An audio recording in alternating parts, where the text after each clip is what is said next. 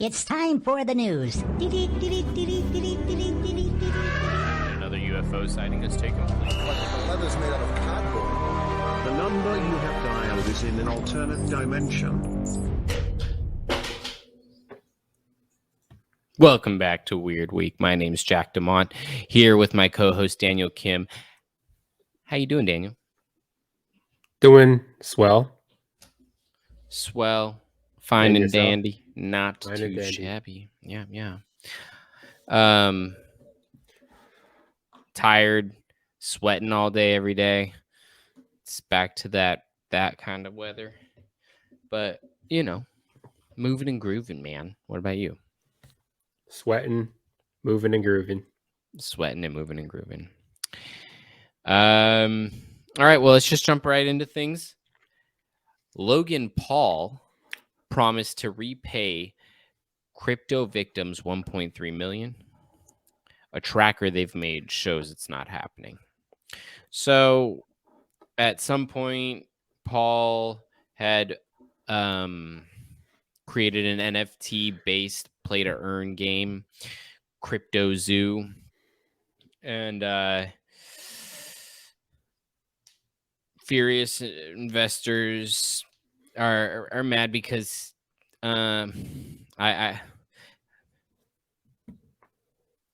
because they're owed money. Yeah, I mean, he promised them money based on their investments. So, and I guess he made a statement he was going to pay them back, but it hasn't yet to happen. So and apparently, according to the article, he's yeah. Well, I mean, it says he employs felons and con artists to make this game, apparently. So okay. I don't know what that means necessarily, but something. I mean, so have they? I haven't seen, like, are they making money off of the game and he's just not paying out people, or they just never made money on the game and he just owes people now? Well, I don't think it's a matter. I'm not sure about the game itself, but I mean, like, investors are wanting an ROI, which I guess I wasn't part of any of their investor meetings. So I guess he promised them something and it wasn't delivered. So that's why they're pretty mad. Okay. Yeah. I mean, I'm not too familiar with that game. It's called like Crypto Zoo or something like that. So to be honest, I don't know. It's probably like an NFT, Web3, one of those things. Mm-hmm.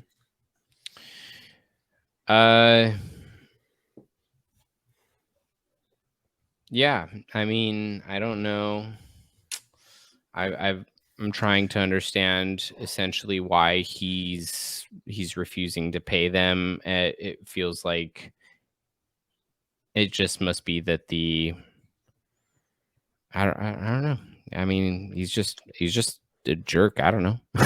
I've never really liked Logan Paul that much, so I mean, he's definitely made up since that incident in the forest. Yeah, in the forest. I mean, he has grown since then. We have to give him that. Yeah, but I wasn't necessarily just referencing that. Like, the guy's kind of just like a kind of a douchebag in a lot of ways. I mean, he's definitely like grown. I can tell he's grown, but like, yeah, I think like there's still just a certain level of like arrogance about him that is, you know, kind of being shown here, like, you know. So it's like, yeah, I think he's done a lot better job of like making himself look better, but I don't necessarily think the guy is 100% like a good guy. Yeah, Prime's doing well though. That drink. Yeah, Prime I actually see it in other places outside of, like, I don't know. I see it in some restaurants. Mm-hmm. Prime is doing well, and his or I think he's in the WWE. His wrestling career is doing well as well. Which, like, yeah, I mean, congratulations to the guy. His brother actually beats the shit out of people, which I'm surprised about. Like, I was once in the same room as Jake Paul in his early days of being like a TikTok celebrity or a viral celebrity of younger brother of Logan Paul, and he wasn't like anywhere close to being like as big or, you know, even into the fighting scene and stuff. He was still just like a kid pretty much in high school. And he was just like a little like snotty little douchebag that just like sat on his phone and like ignored everybody. Like it was a whole meeting where a bunch of us were trying to do like comedy bits to try to bring these kinds of guys into our little like thing. And like him and his friends all just kind of like sat on their phones and ignored everybody. And it was like a big group of like 30 people like trying to talk to this kid. And so you guys were trying to do a comedy bit and he was on his phone, or? Yeah, I mean, several comedy bits or just ideas and things like that. And he was just yeah, he was just sitting on his phone, like ignoring everybody and just like, yeah, whatever, like, you know, shrugging and stuff, like, and in his chair. And the other two were just as annoyingly dumb. But I don't think I recognize either of the other two ever. And I mean, Jake, you know, he beats the shit out of people now, so that's, I mean, cool, I guess, you know. I mean, he did something. I mean, because like I've always admired that side of him because he kind of built something from the ground up. I mean, granted, like a lot of people get him criticism about like, hey, beating up like retired MMA UFC fighters, but still, like that retired UFC fighter is at a physical. Their physique is better than like your average person still. So right. Yeah. So I mean, and they have a good knowledge of how to fight and that kind of stuff as well. Yeah. Like, you know, so it's like, it really isn't just your average Joe Blow that he's going up against. That's true for sure. And I do give him credit for that. And like, he, you know, he picks really smart fights in the way that he knows he's going to make money. You know, he doesn't necessarily know that he's going to win. Like, I think he has a lot of confidence in himself, but he doesn't necessarily know that he's going to win. But he knows he's going to make a lot of money off of all these fights that he usually tickets.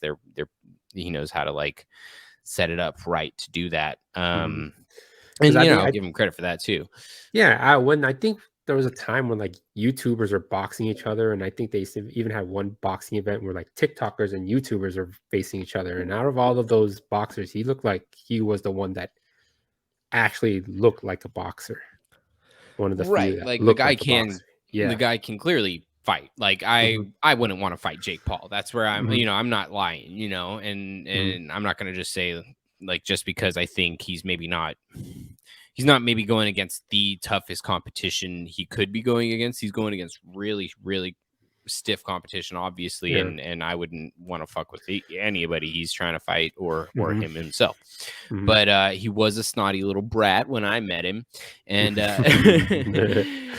was like 16, 17. Probably in that range, like maybe 18, 19, like anywhere in that probably 17 to 19 range. And he was just a snotty kid, and you know, he had already had established a little bit of his name for himself, just being Logan's little brother, and Logan already doing the kind of stuff he was doing, because I think Logan had already done the thing that he did, so he was already like pretty well established in doing his thing. And I think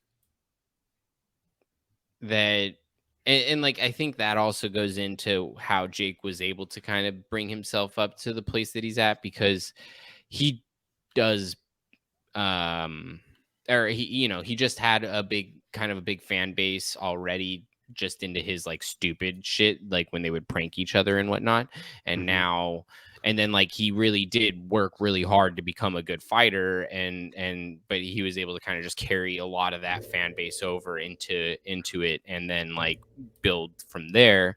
But he, you know, he's done a good job booking his guys and getting some really big fights that paid him well, for sure. Yeah, I gotta say, like 16, 17, even like just out of just speaking of like reflecting on like 16, 17 myself, I'm just like, that I can see where like a lot of people thought I was a little snobby brat, because I would have been one of those, like, because I just sometimes don't, like, you're still like learning yourself and learning how to navigate the world, and this is kind of like a lot of times I think I was socially awkward, especially around girls, so therefore like I could see where I'd be like, Daniel, that guy's a fucking snotty douchebag.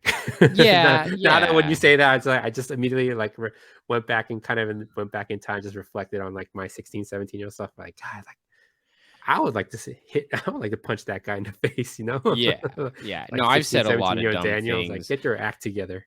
Yeah, I've said a lot of dumb things myself, especially like in the high school years. Done a lot of stupid things. There's plenty of things that I would probably do differently if I could. Not wouldn't take anything back, but I could maybe change a couple of things. Maybe I don't know. I think that's taking things back, dude.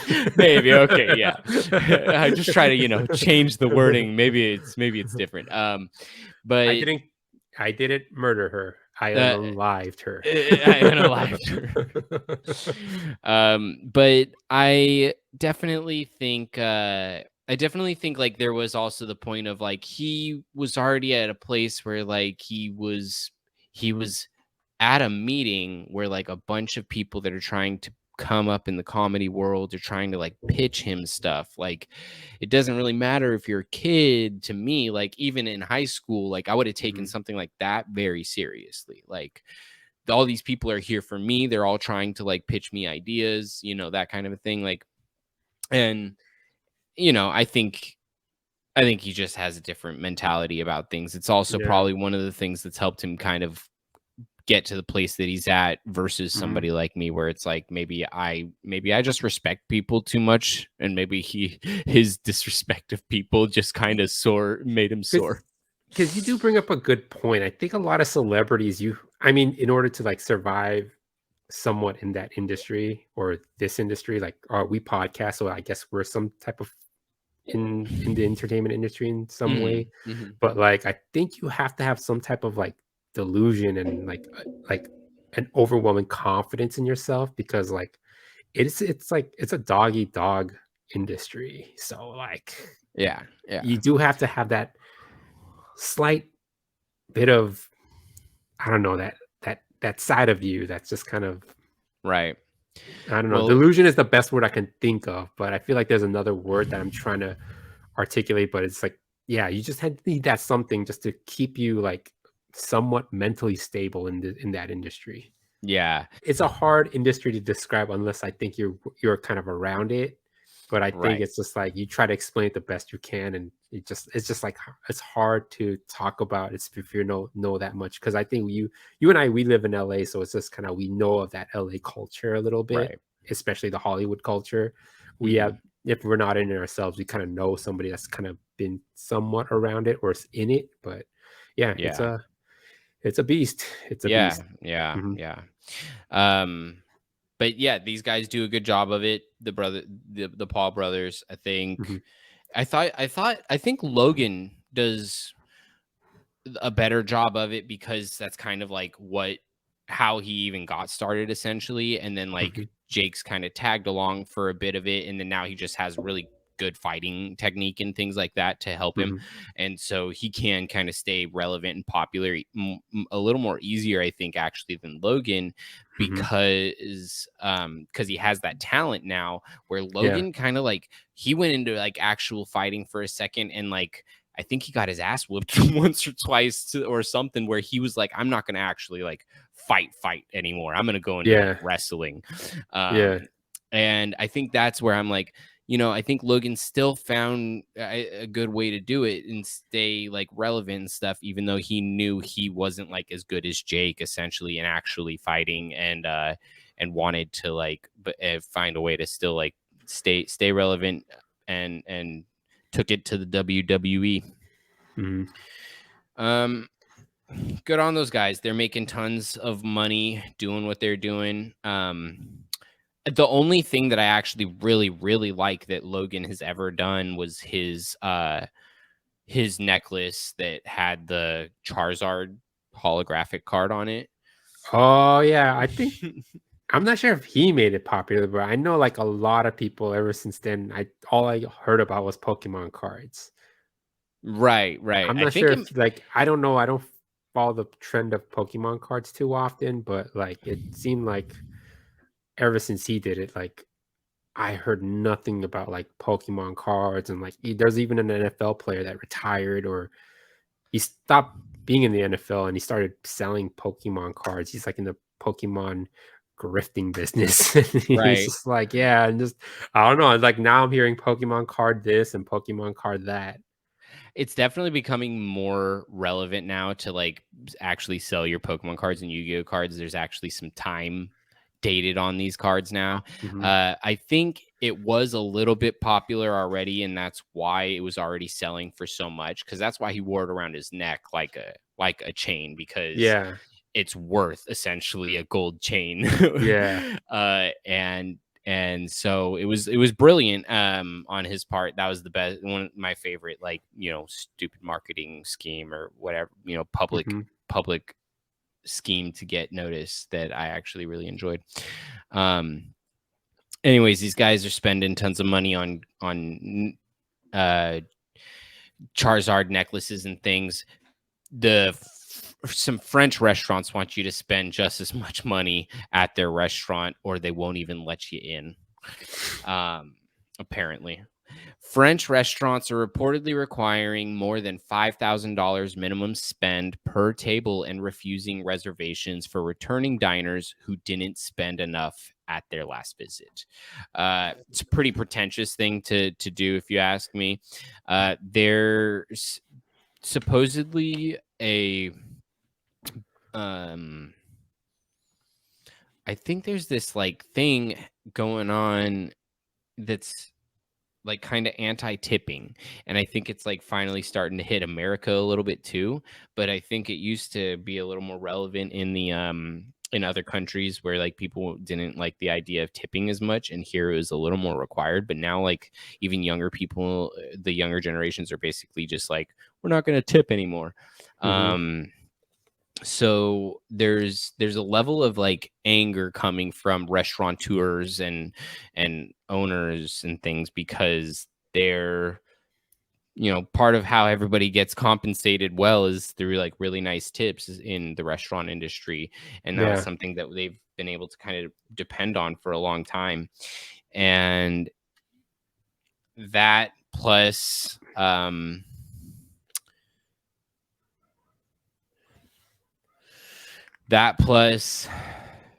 okay, and so essentially restaurants have been responding by just charging really outrageous extra dining fees to compensate for the lack of a tip, or just demand that you spend at least $5,000 for your table, with a minimum $1,500 reservation per person. So if you do that math, if you want to have 4 people, then it's at least $6,000. Like, but this is in the Saint Tropez area of France. Go ahead.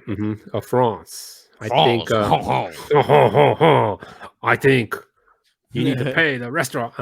That's a bad French accent, but I know that like restaurants work on like razor thin profit margins. And I think they try to make it up in other places. And a lot of times some restaurants, I'm not accusing all restaurants, but some restaurants do it by taking a little bit, skimming off the top of like waiters and the staff. So like they wouldn't pay them as much. So going back to the tipping thing, it is annoying when I have to tip like for a Starbucks drink, when they have that little monitor that gives like, oh, what tip would you want to do? I'm like, I come here literally like every day, and it's just like I have to pay like a 10% upcharge for like 1 cup of coffee. But like restaurants, it's more like an experience. So like I understand giving a tip to the waiter, because at the end of the day, I know that they basically essentially make their money on tips. I've never worked in a restaurant, so I don't know, but like I know, I've heard that like a lot of waiters and waitresses, like they make their living off of tips. Like the amount that they get paid hourly is not enough for even like anything, to be honest. And just like, I don't mind giving tip to that circumstance, because he or she did bring me my food, checked up on me, and it's customary to give tips. So like I do it, but like, I can see why people get annoyed when now everything you buy that's essentially a food or drink is now like subject to a tip, and just kind of like that gets, I understand that gets annoying, but I think in the restaurant it's just kind of like, do we argue this here? Because the Starbucks thing, I kind of get, like, if there's like spare change left over, I'll give them like, you know, the 50 cents to be like, hey, just make it even $6 or something. But as far as like restaurants, I don't know. I believe in tipping because that's the system we have. I mean, unless we can create a better system, I can't, in all like clean conscience, just leave without paying a tip, because I just have this moral dilemma that tip is wrong. You know, I think it's just like, I can't do that. It's just like, I'm expected. Everybody in America, when they go to a restaurant, is expected to leave a tip. Therefore, we should do it. Unless there's this, like I said, if someone can come up with a better system where like that server gets paid a decent wage, then we have to just tip. I don't know. Yeah. I don't know the other solution for it. That's all I'm saying. Right. So I think there's, I think you're right in saying that, because, I think we've already kind of discussed it before, but it's one of the only really good paying jobs that you don't need to have a degree for, like, because people tip. That if you don't tip the server, they're working on most likely minimum wage. That's where like the restaurateurs are going to get mad, because most are not going to actually skim from like people's tips or anything, but the way that they are doing like a skimming is by paying people minimum wage. And I know even like here in the States, depending from state to state, they don't actually have to pay minimum wage to servers because they're getting tips. Like, I think at least that was the law in Arizona for a while. When my mom worked in Arizona as a waitress, she got paid like $2.50 an hour because she was getting tips. So they basically didn't have to pay her like anything. $2.50 an hour. That is insane. She said some crazy low number to me, to a point that I almost just like, I almost called up my local Arizona legislation. How dare you? Who is this? A 6-year-old kid? You son of a bitch. That was my mom. You know what you did to my mom? So yeah, man, it was something really low like that. Like, I'm not even like, I know it was under like $5. 100% it was like under $5, whatever that number was. It's like, if it's like, let's say even $5 for an 8-hour shift, if no one gave a tip, that's essentially worth 8 hours for $40. Right. That is insane. That's like, and no disrespect to like developing countries, but like the countries that are like not America, that's their wages. And it's just like, I don't know. That's just, that's insane to me. That is insane to me. And that's where people are gonna start to like, wage war with anti-tipping, especially the employees and the restaurateurs, because the owners are going to be pissed because all their employees are pissed. Like, it's the only thing that keeps their employees happy working this shit job is that they get paid in tips. And all of a sudden shit's hitting the fan. They're losing people left and right, and the people that they're interviewing are saying, oh no, I won't work for $2.50 an hour if I'm not getting tips. Yeah, might as well work in like, God, dude, that is anywhere. $2.50 an hour. Yeah, I'm sure it's different now. I'm sure in Arizona they are paying at least $5 an hour. At least $5. Like I said, that's still $40 you just, oh my God. Yeah, that's insane. That is like, no, it's just, I don't know. That just seems insane to me. Like I said, I know like restaurants work on razor thin margins and stuff, but I don't know, like as a because at the end of the day, going to a restaurant is a luxury. It's not something that's necessary. It's not like we're tipping or going to the supermarket and having to tip everybody. The guy who bags your grocery, the person that the cashier. Like, it's just, we're not like the one time you do, essentially. Yeah, it's like the one time you go to a restaurant, like, unless you're loaded, like, then you go like every other day or every day. But it's just like, it is a luxury good, so you do have to go in with the mindset that you are going to be paying for tip. Even with like Disneyland, I know Disneyland food is just like overpriced, but it's like at the end of the day, it's just we're just kind of here to have fun, and I kind of expected to blow a bunch of money on at Disneyland, so it's just like just Right. do it. It's like no, they didn't pull the wool over your eyes and just gave you a bunch of fees that you weren't ready to pay. You kind of knew going in, like, I'm going to be spending a ton of money at this place. So Right. just going prepared with the right mindset. Yeah, exactly. That's how I feel. That's how I felt working as a server if I ever got kind of stiffed on a tip. Because most of the time that I got stiffed on a tip wasn't based on my service, I don't think. I think it was most of the time it was like this person just clearly didn't have that much because they ordered like a smaller, like some of the cheaper items on the menu, and then I got stiffed, something like that. It was the happy hour per Yeah. people. And it's like, okay, so you guys weren't prepared to kind of go out if you were not planning on tipping. You only had enough for the meal and that's like, okay, well, maybe you guys should have ate at home or something like that. But you tip you tip your server, you tip your driver, and you tip your delivery driver. Yeah. And that's pretty much like all you tip in the world. So it's really not that big of an ask to say like these are things where it's like you don't need this thing most of the time. It's not a necessity that somebody make a meal for you, somebody hand deliver it to a table for you, go and grab any sauces that you want, any drink refills, and then put forks up your butt. Like if you want all that stuff. I know a person that charges a large amount for that service.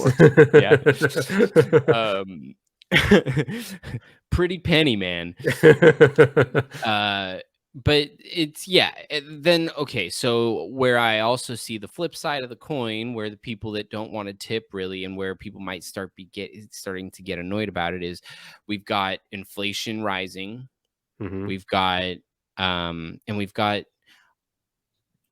we've gotten to a point where servers now come to the table most of the time, or there's already at the table some sort of like a device, and the device is going to be, you're going to be able to check out on that device, and it's always going to ask you for a tip. And where people might be getting annoyed, because I definitely experienced it at the restaurant, was like they would basically look at me and be like,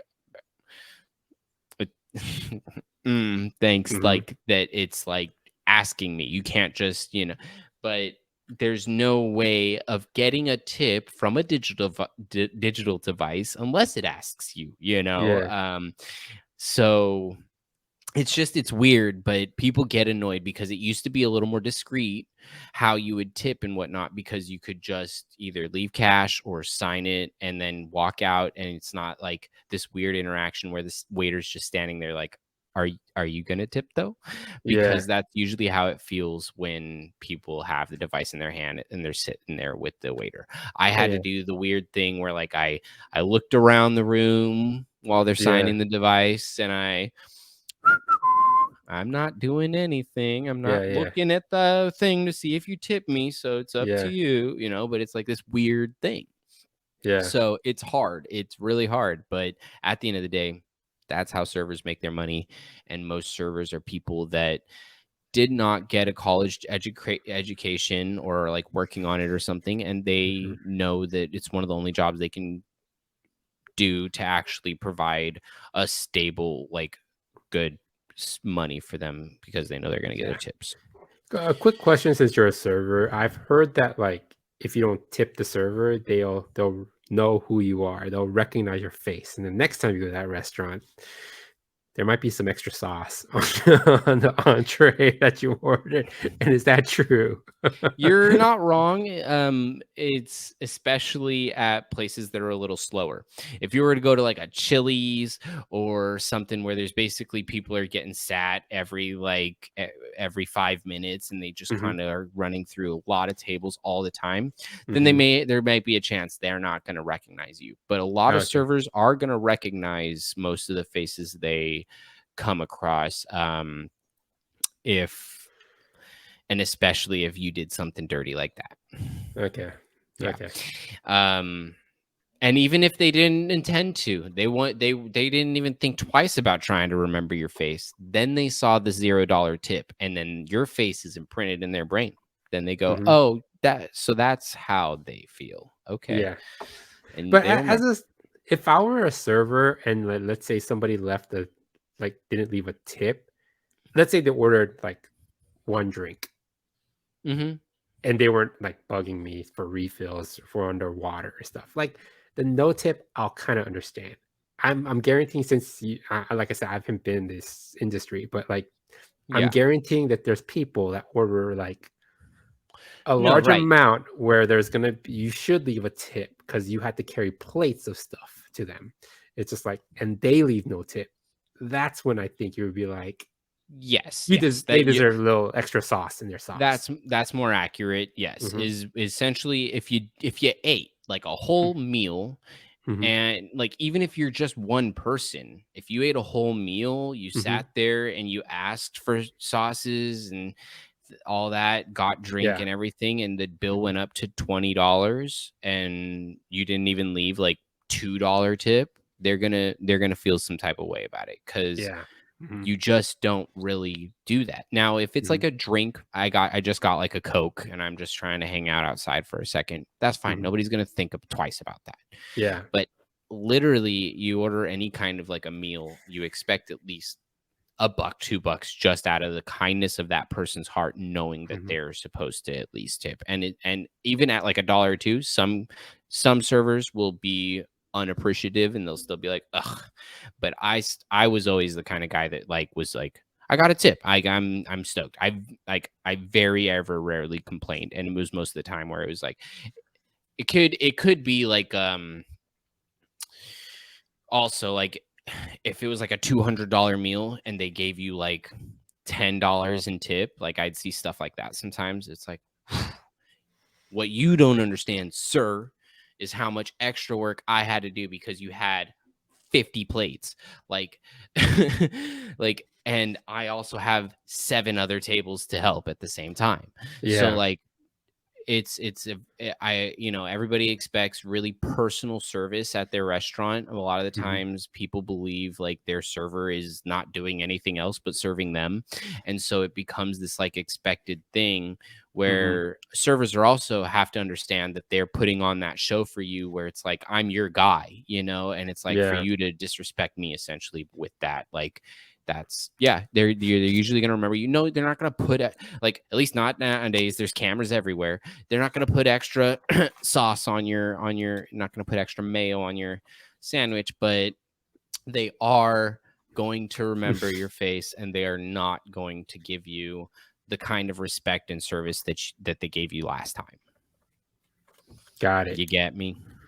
So tip your waiters, tip your servers. Be a decent human being. I mean, like I said, that's like I think it takes a certain type of, I get like you said, like things are getting more expensive, so like I guess like they feel like they're squeezed for every dollar they earn, but like going to a restaurant is a luxury at the end of the day. So like tip something. Right. Like anything, please. Jeez. Yeah, it's a hard knock life out there for the food service industry. Yeah. For us and for people that it's a hard knock life out there for us living in this economy. Like I it's just bad no matter who you are at this point. The economy is just garbage. Exactly. Instead of getting treated, we get kicks. Man, silly rabbit, kicks are for trids. All right, so we've got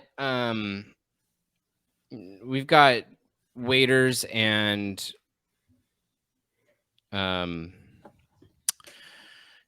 diners being shitty to each other. Now there's more shit on the horizon.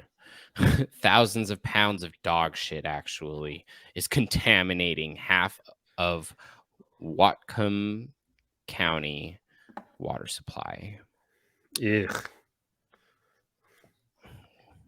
People aren't picking up their dog poop.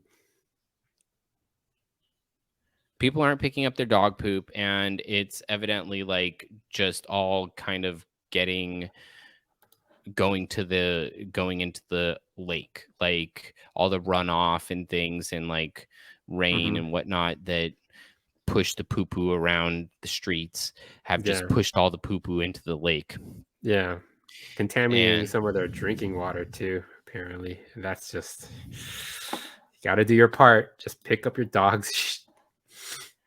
It's an interesting story. It's in weird week right now because of how odd of a situation that is. I've never heard of something like a big body of water just having so much like animal crap of any kind of species, like just so much of it that it just ruins the water. Maybe like hippos ruining some water somewhere, but never like an animal that's not living in that water. Yeah. Well, it's always like, like when you pass by those houses with the lawn, this is a pick up after your dog's poop. Like it always surprised me that they actually have to have a sign up like that. It's like, who are these assholes that are just like leaving their dog's droppings on somebody else's lawn? It's just like, have the decency to pick that shit up. Yeah. Literally. Some people are right.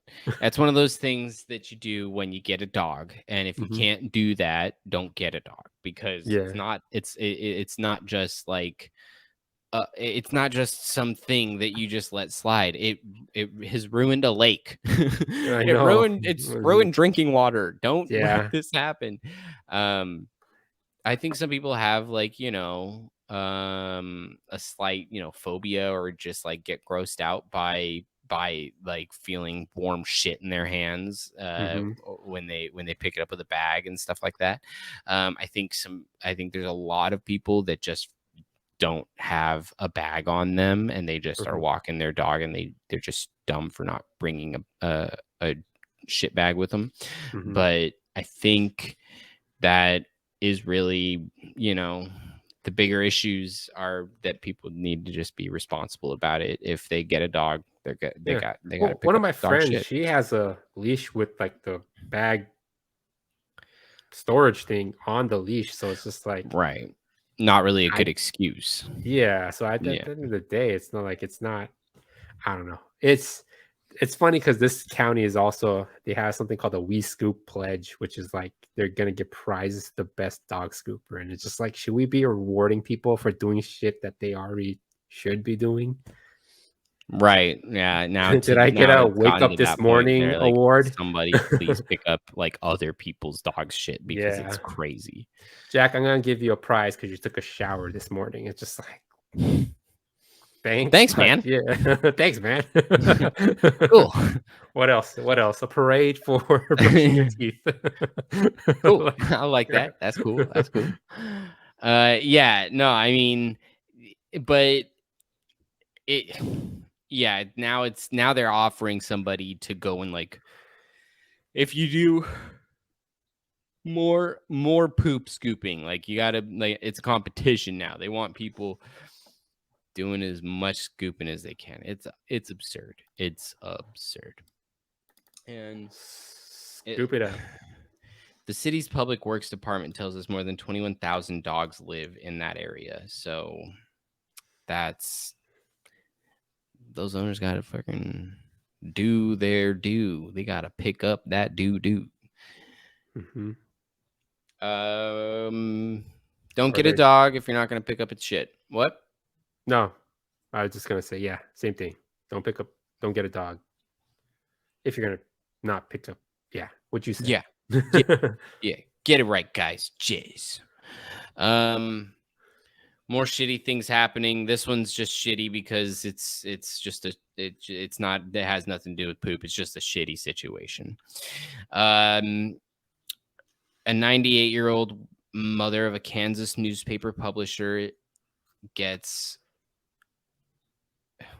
they say a raid, but it's like it's not like a SWAT raid or anything like that, but it's still very invasive. But they basically invaded her privacy. They broke into the home saying that they have a warrant for it or something like that. And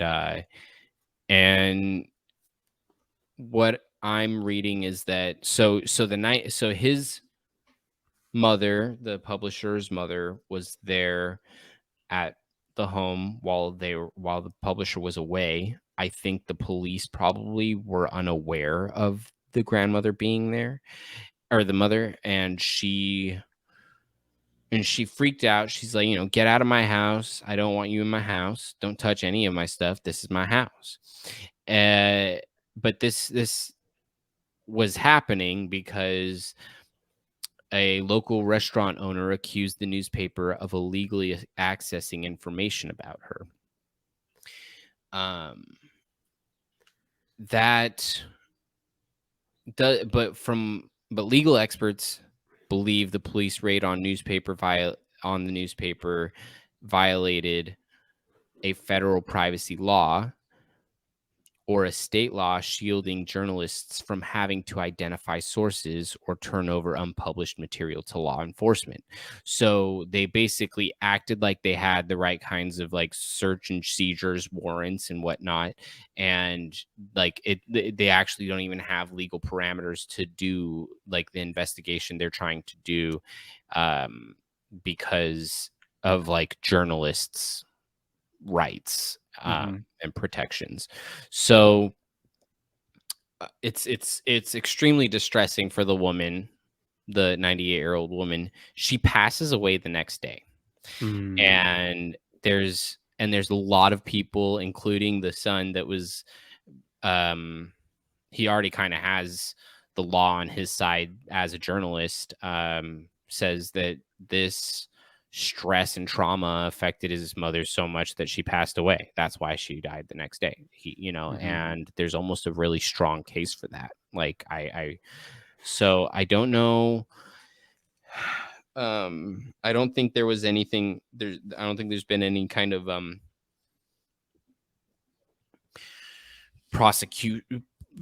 judged court case or anything for this yet. I think it's all underway though. Clearly they've spoken to lawyers about it and whatnot. And it looks like the police were in the wrong on this one. I mean, they did have a search warrant, so you're right, but what I think they misinterpret is that they probably were unaware of the rights of the journalists, that they're not allowed to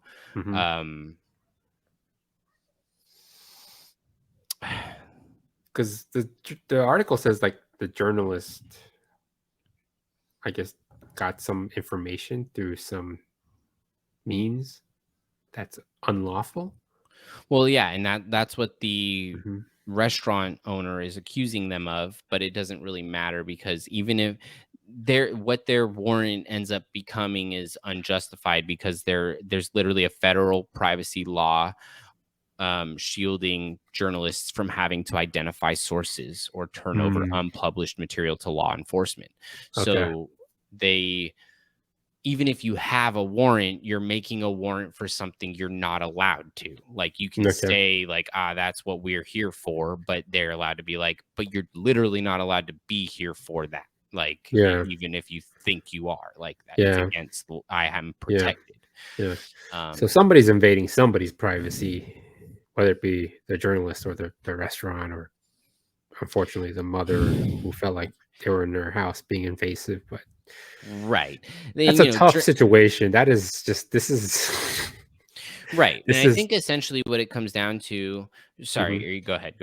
No, I want to say this is some type of like ethical checkmate where it's just that you can't, there's no possible good side in this. Like there's no possible right or wrong in any of this. It's just like, well, there is right and wrong. It's just like, it's so hard determining what the verdict is, who's in the wrong and who's in the right. It feels like very much like a catch-22.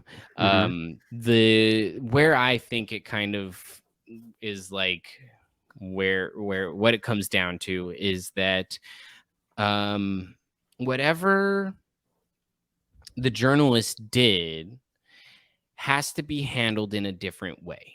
If the journalist did something illegal, quote unquote, then they need to find a different way to find that information out clearly, because there are laws protecting the journalist. Yeah.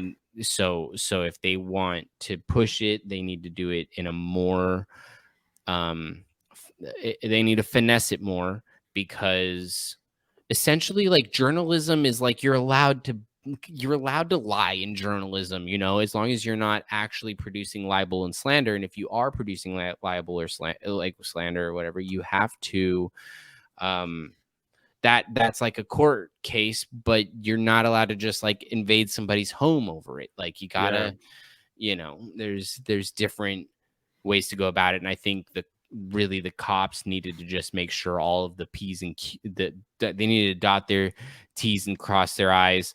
Cross their I's. And cross their A's and circle their B's. Yeah. And yeah. So I think but yeah, I think that's a it comes down to just like if cops need to really know the law better, to be honest. Yeah, like it's such a tricky situation. My heart goes out to this journalist's mother. I mean, she's 91 years old, and she probably shouldn't be under that type of duress given her age. And she wasn't I think she was carrying not a stroller, but a walker.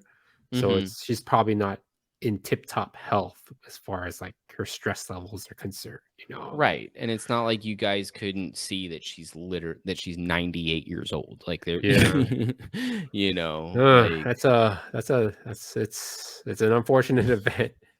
Yeah. But yeah. I wonder what that restaurant did to warrant that type of like investigation from the journalist. Yeah. The journalist goes through illegal means to find out what about the restaurant. Yeah, it's funny. Yeah, I mean, it's like maybe next episode, you're not supposed to put jelly out beans in your ice cream, or I don't know, something stupid. It's just like, why'd you do that? It's just like, just leave a bad Yelp review and call it a day. But if it's like something like they're running a, like, I don't know, a human trafficking ring on the basement, I can see why you want to kind of investigate that. But if it's nothing like extreme, if it's just like, I don't know, they paired the wrong wine with the wrong type of protein, it's just like, bro, this doesn't warrant an investigation. Right. So I'm just curious what he found, what he found, or like what was happening with that restaurant that I felt like I need to investigate this. Right. Yeah, no, it's very intriguing. Like, it must have been something kind of serious that the restaurant owner did or something, because it took illegal means to find out. Like, that's not going to be your average thing. It's not going to be jelly beans and ice cream. It's going to be like rats. Which is awesome.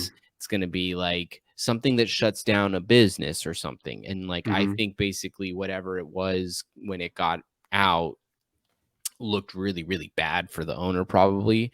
And because the owner didn't say that they lied. They said that they went through illegal means to find out the information. And so it's like, you probably did something pretty shitty on your end as well. And it's just, the journalist really wanted to do a little digging to find out, It's also curious why the cops were so determined to be so involved in it so fast. That's what I'm saying. It's just like, what was that restaurant doing? Right. Some weird stuff. Was like, and it's almost like were the cops almost like on the restaurant side and like getting fed well or something.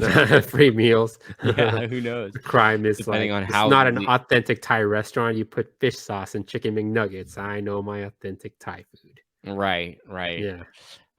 But yeah, who knows? Maybe you and I do a little more digging next time to find out if we can see what the it's such a strange. Find the article. It's such a strange timeline of events that's just like, we had to like look at this from the very beginning, like what happened that led up to this point. And this now in itself, now it's just like, I'm a little bit more curious to find out what this restaurant was doing. Yeah, seriously. But rest in peace to Granny. What's her name? I should say her name so we can really send her off. Joan. No, that's not. Yeah, Joan Meyer or Mayer. Rest in peace, lady. That the cops, did you dirty. Mm-hmm. Now we move on to better, more. People cops breaking in to people's homes. We got Nigerians breaking into the NFL scene. This is we're talking about the Chargers again because maybe. But this is actually something I find pretty relevant to the whole NFL, and I can actually kind of talk less about that team and organization and stuff in terms of the story, because really it's just super cool that this Nigerian player got his first sack ever in his first ever organized football game. He's never played an organized football game. He's never put on pads and said he's a part of a football team, and then got on the line and played. He's literally only ever played like basketball in Nigeria. He's trained football after being told that he had some potential, but had never actually even stepped foot on a real game field with team numbers and things like that. And his first one, he steps into an NFL preseason game and he gets a sack. That's freaking epic, man. Super good for him. I never knew the NFL had like a overseas program. That's a new one to me. It's a new one to a lot of people. It's very new in a sense. So there used to be World NFL World. I forget what it was called exactly. WW NFL. Right. But there was actually like a side league that they created in like the late 90s or mid 90s or something like that died out by like the early 2000s. That they had a team in like Spain. They had a couple or 2 or 3 in Germany. They had at least 1 or 2 in, I think, England. It was mostly European. And then they had a couple more like made up teams. They had like an Orlando team. They had a couple more teams here in the States that would compete against the world ones in like different conferences, essentially. And they were trying to create like get the NFL popular around the world. But basically it didn't work out the way they wanted it to. And I think that's because they basically just transplanted themselves into foreign countries without actually like building the culture around the sport and making them interested before trying to just get people to show up, because they didn't even know how the sport was played. So now this is their effort in redoing the globalization of the sport in a way that is what I'm saying is more appropriate, is to enlighten the people on what the sport is and how it's played, get them involved in it, and then they'll automatically want to support the sport more instead of just showing up to a sport they've never heard of or had any interest in. Yeah, it's interesting. Because I think some NFL games are played in like London now, and if you're a fantasy player, then you know that which team plays, that player is going to just do horribly. Because I think the difference in time is they're just still on jet lag, and they get so jet lagged, that both teams are garbage. Teams, So it's just kind of like I think like But I think that like you said, they are trying to make efforts into it. But like, if you're gonna do it in Europe and you call it football, it's like it better be you have a tall order to. I think that's why they just keep it like NFL. I think they're gonna call it NFL everywhere. I've learned that a lot of other countries call football, American football, gridiron. They'll call it gridiron or gridiron football. And I think, and there's definitely a possibility of that coming into the picture in order to appease those fans. But they don't just call it American football or, say F football or whatever. They actually, like, other people are coming up with a word that they like to use, gridiron. I heard some people say American football, therefore like it's football instead of soccer. Right. But yeah, I think this is just super cool that they have the Pathway program. So the Pathway program is taking people in those different like transplanted camps that they have around the world to train people. And if they feel like they actually have any kind of potential to actually get, the Pathway program sends them into the NFL with like some sort of alternate draft that they can like pick up those players. And there was only like 1 or 2 out of the whole like Pathway program that got actually like picked up by teams. And this is one of those players. And it's just cool that he's actually like taking advantage of every snap he gets. Like, the guy sounds like a really, really cool guy. The way that he talks, he's very humble, and he's just really, really surprised that he's been able to kind of like do what he's been able to do as fast as he's been able to do it. His journey started in NFL or in Africa, where he talked about how like his big size made it so he could just body people in basketball. And that's where he was seen by one of the NFL Africa scouts that was an ex-NFL player, saw him bodying people in basketball and was like, hey man, come play another sport where you can literally just body people all day. That's all you got to do. And he said, okay, so my size really helped me out on that one. And literally I think he said he didn't even play like a practice snap of football until January of this year. Like, he never even like tried football until like January of this year. And then by summer is in the preseason with an NFL team, getting a sack, man. And it's funny, he also didn't know he got a sack. That's how like he doesn't even know the sport that well. He was trying to dribble the ball when it's handed to him. But I know he probably plays a defensive line, but he's like, it would be funny if he somehow grabbed a fumble and then he started dribbling the ball into the end zone.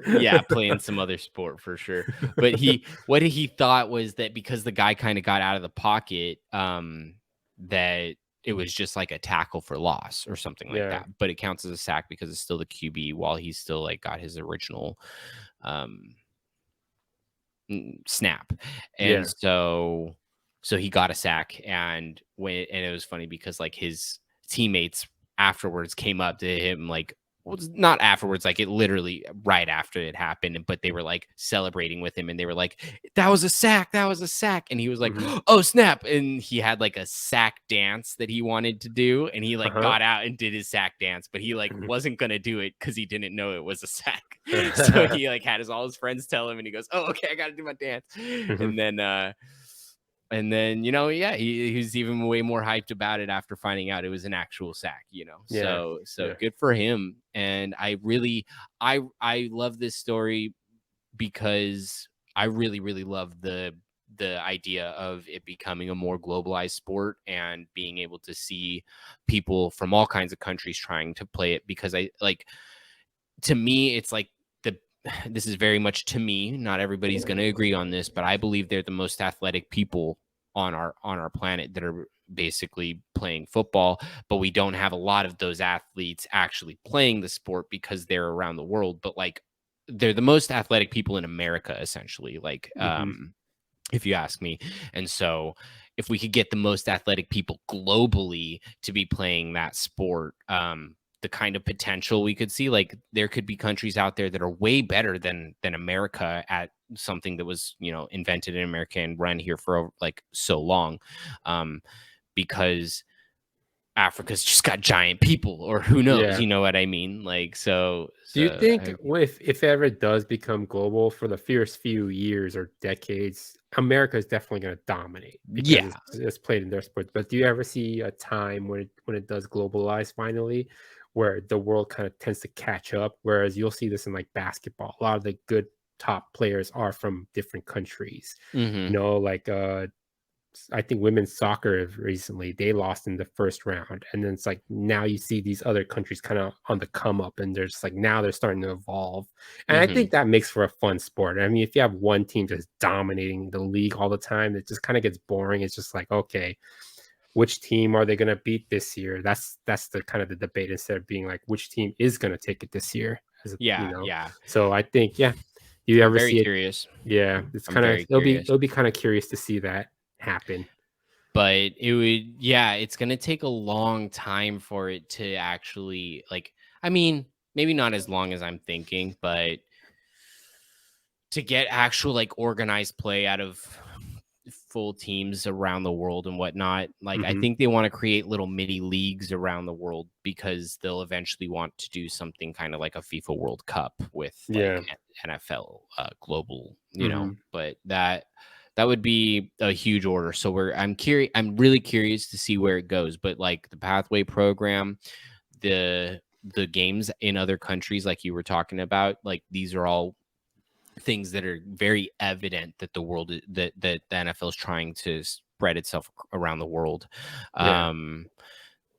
They're not just doing games in London, but like they're trying to do more games in London. They're trying to do there's games one in Mexico. I think Raiders played in Mexico at one point. They do Mexico City almost every year. I think there was like 1 year, maybe COVID year or something like that, where they didn't do global stuff, but like they try to go to London with multiple teams. They do at least one game in Mexico City. They've, I think, pitched doing Canada, or have done Canada at least once or twice. And they did Germany last year. So like literally they are really trying to hit a lot of countries now. You know what I mean? Yeah. So exciting stuff. So that's my favorite sport. We're going to talk about it sometimes. I tried not to talk too much about the Chargers, because he's a Raiders fan and he's going to get all mad at me. Yeah, and there's not that many Chargers fans in the world anyway, so why even so I need to be that guy that helps them get some freaking notoriety, man. All right, thanks for tuning in, guys. It was another weird week. We're looking forward to talking to you again. Follow, like, subscribe, send us your money, tell us about tell your friends and family about us, and all that good stuff. Keep it weird, you weirdos. Daniel? Tip your waiters and clean up after yourself. No, not pick up your dog poop. There you go. Pick up your dog poop. There you go. All right. Yeah. Pick up the poop, guys. That's poop and scoop, and that's it. Oh, poop and scoop. I remember that. Pooper scoopers. All right. Peace.